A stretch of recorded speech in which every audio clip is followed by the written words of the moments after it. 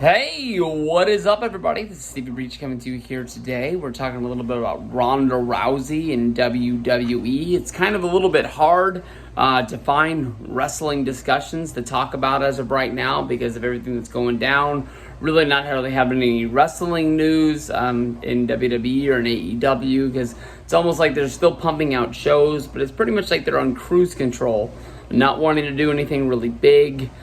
Because of the fact that it just doesn't really have the same feel as of normal. I'm sure they're not pulling the normal ratings that they're normally pulling. It's just, they just got to keep going. So they just keep doing it. But Ronda Rousey was reached out for in a recent interview where basically she was asked when she was going to be coming back to wrestling. And Ronda Rousey gave us the confirmation that she has no plans to return to WWE full-time anytime soon. She basically doubled down on this statement today, basically saying that it is because of ungrateful fans that don't treat her right. I can easily say that I could be one of the people that she's pointing the finger at because of the fact that WWE I know that I can easily be one of the people that took it out on Ronda Rousey, that WWE basically was not good the year that she was in the company. In between, I guess that would be in between WrestleMania 34 and 35. And, she, held the women's championship. She wrestled on basically every edition of Monday Night Raw. She wrestled on pay-per-views. They found little tricks to sort of get her away from television because of the fact that she was being overused, where she, would be suspended or something like that. But she didn't really have the Brock Lesnar-like schedule. You can go back and you can see that when she was signed, she didn't want preferential treatment.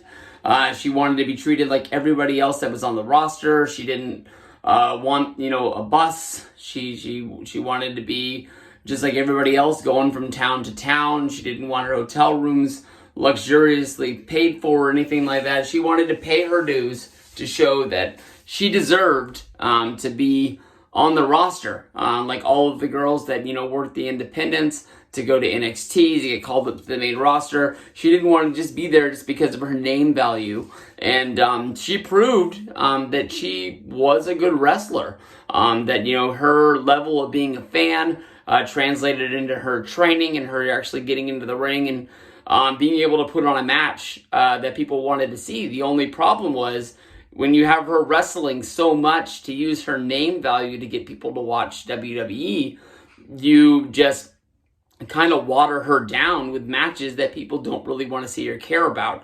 Here in Sacramento, we had a live Monday Night Raw taping followed by the taping of a Monday Night Raw for the next week. So you basically got two shows in one night. And we saw Ronda Rousey wrestle twice. We saw her wrestle one match, and then we saw her wrestle Natalya on the main event of the show that was going to be aired on Christmas Eve. And it didn't really seem like it had the same feel because they couldn't really pump it up. Because if you think of like what a Brock Lesnar fight is, it's Brock, and then finally, boom, you wait for it, there he is. Boom, you might get a little bit of interaction on the way to sort of like a Brock Lesnar pay-per-view, but that's it. But as of right now, Ronda Rousey still has a deal with WWE. She worked one of the years. It was a 3-year deal. She worked one of the years. She's basically sat out an entire year. And so maybe WWE can find a way to bring her back for sporadic shows along the way. I mean, definitely WWE is, once this coronavirus thing is all said and done with, they're going to find a way to have that first live show and be able to, like, kind of like when they came back after the September 11th attacks, they put on a really good show for SmackDown because of the fact that they knew that it was one of the few things people would be able to watch that was live television. And it was, what did they always tout it out as? The first large crowd gathered event in the United States after the attacks. So you know that damn well once WWE can put on a Monday Night Raw or a SmackDown in a live stadium, even if they have to do it so fast, the fact that they can't charge tickets and they basically just have to throw the thing up for free, they're going to do it. So we'll see what happens. I would hope that Ronda Rousey would be doing something for SummerSlam, Survivor Series, If her deal ends at WrestleMania, I mean, people thought she was going to win the Rumble this year. Maybe she can win the Rumble next year and go on to WrestleMania. We'll have to see. You know, she's got 2 WrestleManias under her belt. She's got the one where she won the tag match with Kurt Angle against the McMahons.